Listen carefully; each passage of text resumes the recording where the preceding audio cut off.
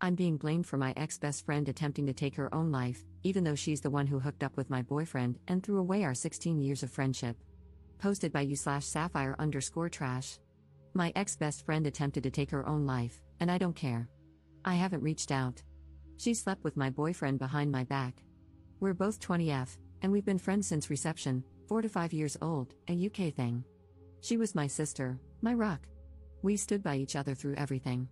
When my parents divorced, she was there to offer a shoulder for me to cry on. When her grandmother died, I was there, keeping her afloat throughout high school. I'd been dating my boyfriend, 21M, for about 3 years. We started dating in sixth form, a version of UK college, and he was my first serious relationship. I introduced him to my family. He was many of my firsts. He was sweet, a little awkward, being a gamer guy, but he treated me to date nights and always made me feel special. Maybe this is me being young and dumb, but I thought I'd marry this guy someday. This was something I told my best friend. Well, about a month ago, while my boyfriend was in the shower, I saw a text notification pop up on his phone. We look at each other's notifications all the time, so I grabbed his phone to see it. It was from her, asking if they were still on for tonight and if she should wear his favorite dress. He told me he was hanging out with friends and going drinking. Him going drinking with friends wasn't unusual, so I never thought anything of it, but in hindsight, I wonder how much of him going out was with friends and how much of it was going out with her. I saved screenshots of their conversations.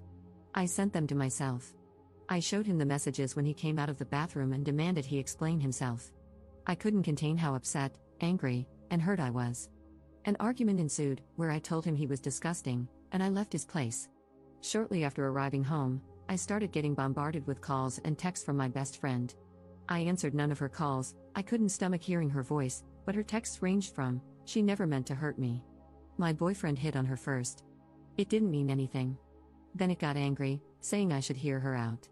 If I was a real friend, I would take her calls. I'm being petty and childish for not listening to her side. Then back to sad, saying I was her closest friend in the world and she didn't want to lose me.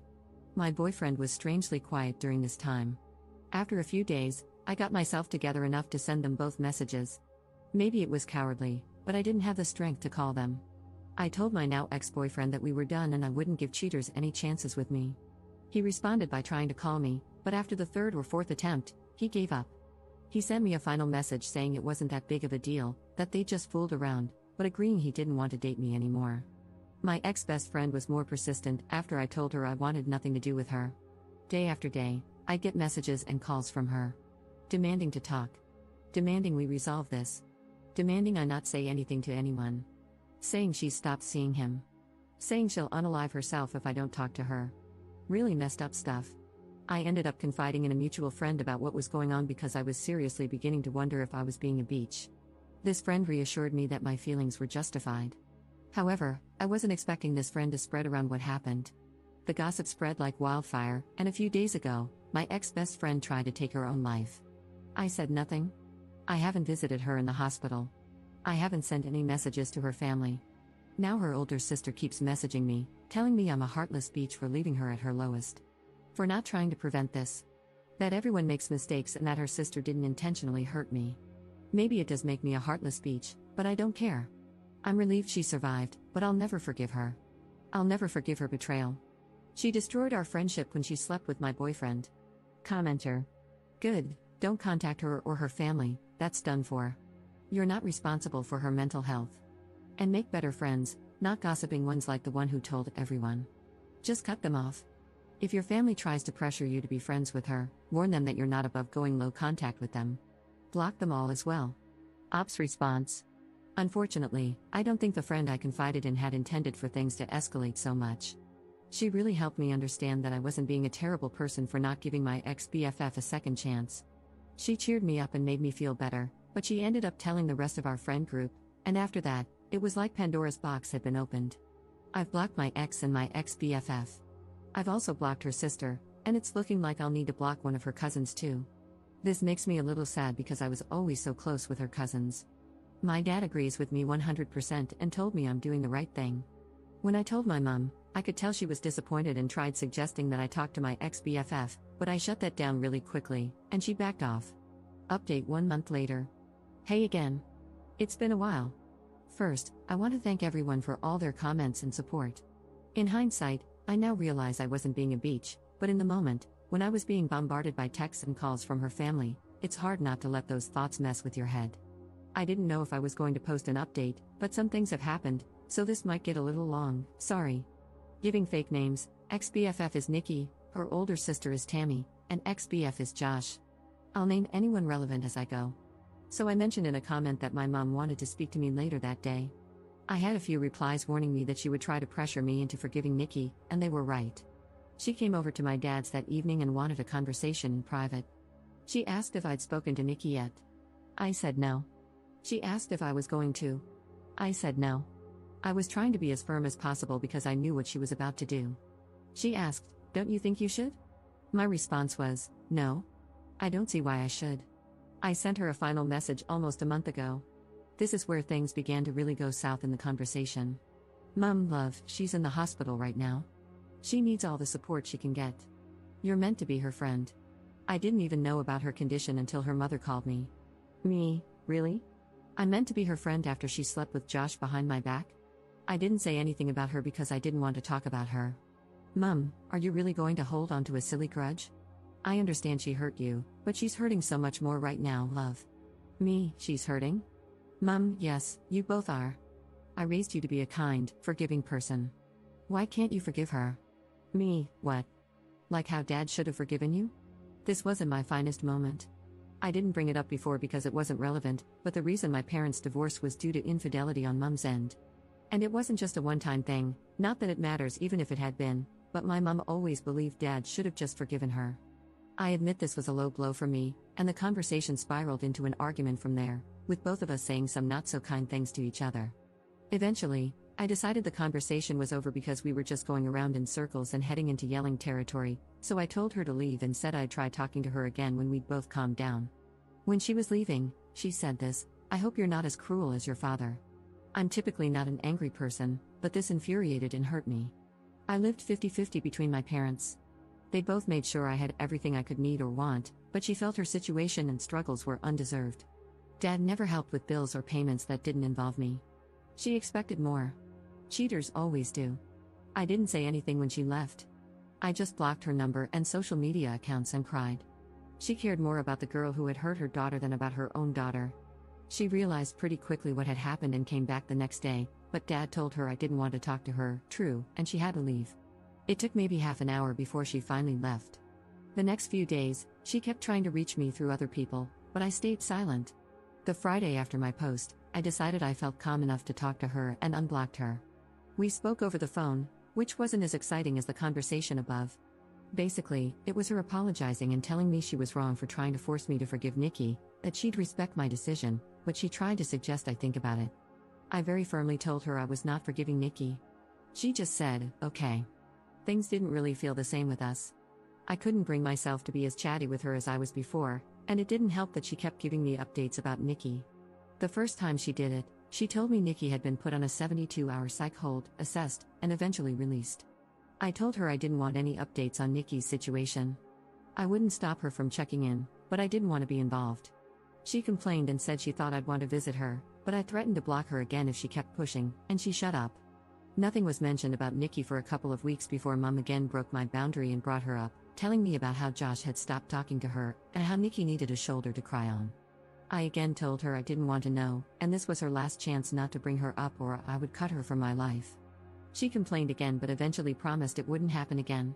Maybe I should have learned from my mistakes because I know my mother. She doesn't take no for an answer. It was really quiet for a while. My friends and I had all basically carried on from what happened, and even though I know a couple of them still occasionally talk to Nikki, they never bring her up around me or tell her, I hope, how I'm doing. I thought I could finally close this chapter of my life, but nope.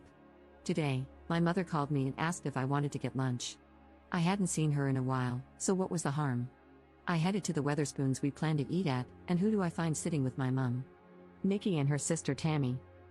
As soon as Nikki sees me, she gets up and tries to hug me, but I just raise a hand and take a step back, and this girl has the audacity to look upset.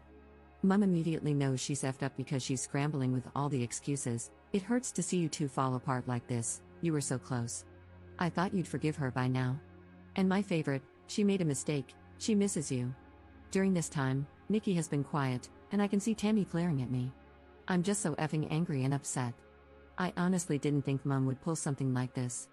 I wanted to leave and cry, but I looked at Nikki and said, for someone who's made a mistake, she sure hasn't apologized for it yet. She had this guilty look on her face and muttered something about me having her blocked and having no way to. I said, "Is that really all you have to say?" And she just looked at me, confused. I was done. I turned to leave, and her sister started yelling after me, saying that I owed Nikki a second chance with all the trauma I put her through, while Nikki was begging me to just listen to her and talk to her. I told them all to F off and never contact me again and left. I managed to get out of there before Tammy started a fight and went home, where I sent my mum a text a while ago telling her she'd better lose my number because she no longer has a spot in my life. Then I blocked her and just cried. My dad's been doing his best to comfort me, but it just hurts so bad that my own mother did this to me. So that's where things are at right now. I'll update if anything else happens, but this whole situation really effing sucks. Commenter. Why were you still in touch with your mother when she cheated on your dad? Ops response. Because she was still my mum. I was a teenager when my parents divorced, and it was my father who encouraged me to maintain a relationship with her. Second update 16 months later. Hey there, everyone. I'm the girl who made the "my ex-best friend attempted to take her life" posts. I didn't think labeling this post like that really fit. I first want to apologize for taking so long to give you an update and to also thank you for your kind words. I haven't been able to reply to many messages, and I've had a lot, but I've taken the time to read through every single one, and I appreciate every single one of you.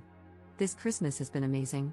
I spent it with my family, with my dad, and I went out on Boxing Day night with my friends to party hard and regretted even harder the following day. I'm in a much better place than I was back in December 2023.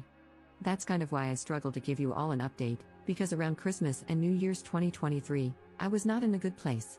I really needed to focus on myself and work on getting to a better place. As of January 2024, I have been no contact with my mother. Unfortunately, I've seen her since then, and I've done my best to avoid talking to her on the 3 occasions I've had to be in the same place as her. Not out of choice, mind you, but it is what it is. During Christmas 2023, she had expected that I would be spending it with her and her side of the family. Given the events at that time, this was obviously not happening, and my dad told her as much. She lost her mind. She refused to take no for an answer leading up to Christmas, to the point that Dad and I left for my paternal aunt's house on Christmas Eve to spend the night there. According to a neighbor, my birth giver showed up pretty early in the morning to catch us leaving, but was irate to learn we already weren't there. Thankfully, my aunt had moved house quite recently, so my mother didn't know the new address. However, we came home to parcels completely destroyed on our porch the following Boxing Day. There was even a Christmas card labeled for me, but inside was a horrible letter from my mother, describing me as the worst daughter on the planet. That honestly destroyed me, and I spent New Year's a mess. It's difficult cutting off your own mother. I spent half of January 2024 trying to fix things with her, but it came to a head when I realized I was the only one being forced to compromise. I finally cut off contact, and it's been that way since. There's been more between then and now, but I think those are incidents I'll post on my Reddit page or in the comments of this post to prevent it from getting too long. In terms of Nikki, I've heard she's doing better. We've not spoken since my mother's lunch escapade, but she's found a job and, according to a mutual friend, a new circle. Despite everything that she's put me through, I'm happy for her. It's almost 2 a.m. here in the UK, so if I suddenly stop responding to comments, I've fallen asleep.